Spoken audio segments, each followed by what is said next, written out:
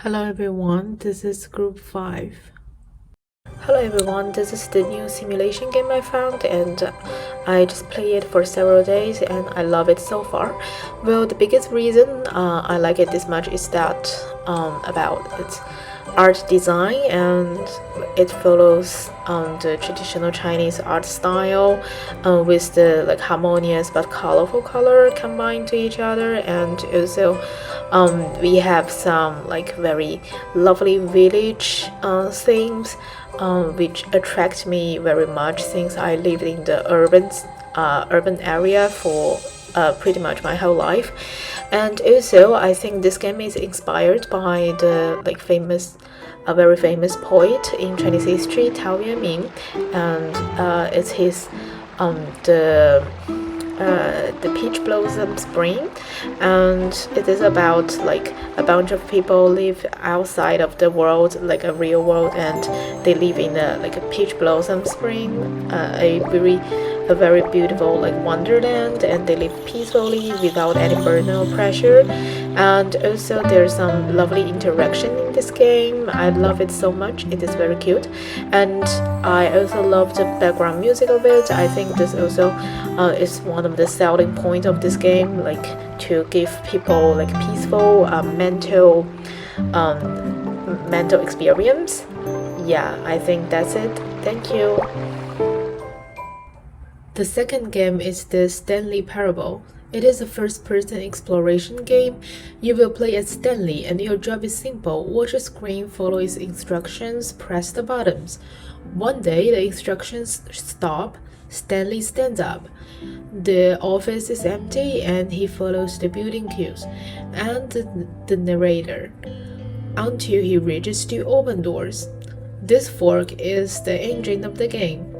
The rule is deceptively small: obey or disobey the narrator, but each reset reveals how even rebellion is pre-written. Your freedom is observed and labeled by a voice that claims to know you're ready. Minimal mechanics, branching corridors, reactive That's her, narration. Stan. You need to be the one to do this, to reach out to her. Oh, no, you can't. Did you just unplug the phone? And hard Stanley pushed a reset. button, and I tried again, and Stanley pushed a button. Produce dynamics of negotiation and thrilling, and an aesthetic of self-reflection rather than victory. Educationally, it shines in seminars or design workshops with guided prompt, like how could a system convert a resistance into fuel. Player inhabit a controlled world, then critique it from the inside. The third game is League of Legends. It's a mobile game that players pilot champions, managing economic and vision, and coordinate to destroy the enemy nexus. The most important rule in League isn't a champion or an item, it's fog of war. Limited vision plus placeable word turns it into an information economy. What matters isn't raw mechanics, but how information scarcity shapes risk and tempo. That's mechanics to dynamics to aesthetics in motion. Vision rules mechanics produce scouting, ambush, and shot calling. The dynamics, yielding to tension and team euphoria. The aesthetics also. The rules don't just deliver play, they construct meaning about knowledge and deception. We can say League is a live lab for distributed cognition, asymmetric roles, smart tools, and cross-functional teamwork under uncertainty. It pushes the performance before competence. As a designer, I realize vision proves that small rules create big culture. A world timer can heighten late game tension or collapse it if complex systems are mistuned. The fourth game is It Takes Two. It is a two-player co-op game where every puzzle is impossible alone. Coordination isn't optional, it is the core verb. The single most important rule is enforced interdependence. Almost every level emphasizes at this point. One player holds time, the other space. One nails, the other hammers. One grows, the other shrinks.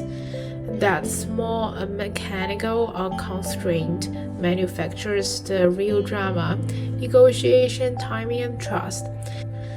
And from my play, our progress stalled not on input but on communicate.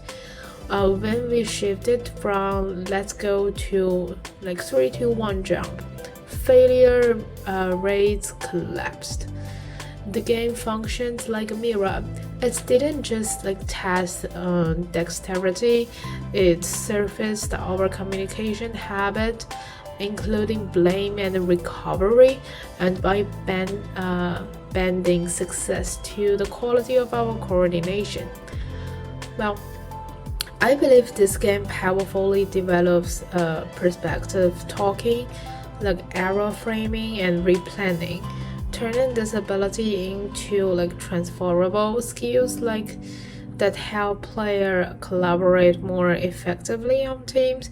As a designer, it avoids endless set piece charm that would dilute reflection. Instead, it lets key mechanics recur, escalate, and pay off so player can notice and own the growth in how they play together.